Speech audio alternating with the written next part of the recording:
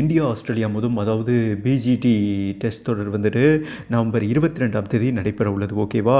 இதற்கு முன்னோட்டமாக பயிற்சி ஆட்டம் நடந்துகிட்டு இருக்குங்க. இந்த பயிற்சி ஆட்டம் முதல் டெஸ்ட்ல வந்துட்டு விழுந்த ஆஸ்திரேலியா அண்ட் வீழ்ந்த அஸ்வின் என்று தான் சொல்லணும். உலகம் காணாத ஒரு மிகப்பெரிய ஹிஸ்டரி பதிவு பண்ணியிருக்காருங்க. அதாவது இந்தியா வந்துட்டு முதல் பேட் பண்ணாங்க. முதல் டே அதாவது 1.5 நாள் ப்ளே பண்ணாங்கன்னு வைங்களேன், லஞ்ச் பிரேக் வர அண்ட் 603 ரன் ஸ்கோர் பண்ணியிருந்தாங்க. அதற்குண்டான வீடியோ போட்டிருக்கேன், நீங்கள் பார்க்கலனா பாருங்கள்.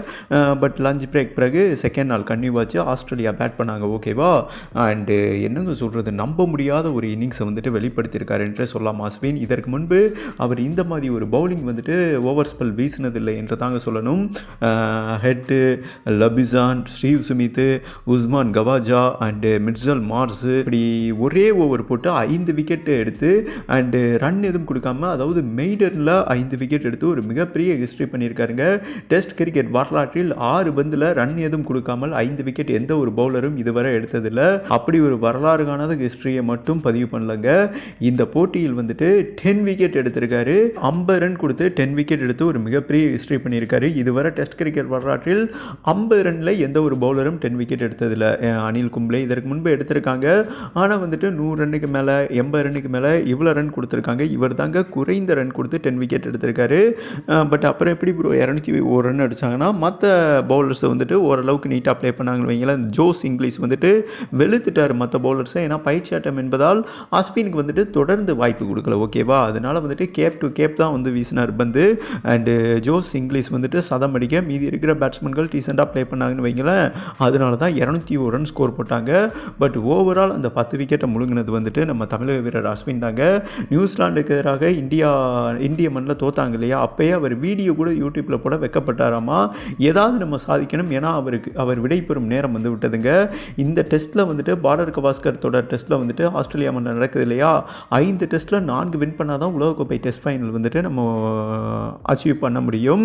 ஏன்னா போனால் மட்டுமே இவங்களுக்கு கடைசி இயர். ஓகேவா? அதோடு வந்துட்டு இவங்க ரிட்டையர்மெண்ட்டை வந்துட்டு அனௌன்ஸ்மெண்ட் பண்ணுறாங்க. ரோஹித் சர்மா, அஸ்வின் அண்ட் விராட் கோலி. இந்த நிலையில் T20 வேர்ல்டு கப் வின் பண்ணி கொடுத்துட்டு எப்படி ரிட்டையர்மெண்ட் ஆனாங்களோ அதே மாதிரி உலகக்கோப்பை டெஸ்ட் ஃபைனல் வின் பண்ணிவிட்டு நம்ம ரிட்டையர்மெண்ட்டை அனௌன்ஸ்மெண்ட் பண்ணலாம். அந்த ஒரு முடிவில் தான் இந்த 3 பேர் இருக்காங்க. எந்த ஒரு மிகப்பெரிய வீரர்களும் ராஜாவும் சரிங்க, கடைசி நேரத்தில் தான் வந்துட்டு சண்டை செய்வாங்க. அது பயங்கரமாக இருக்கும் ஒரு முக்கியமான நேரத்தில்.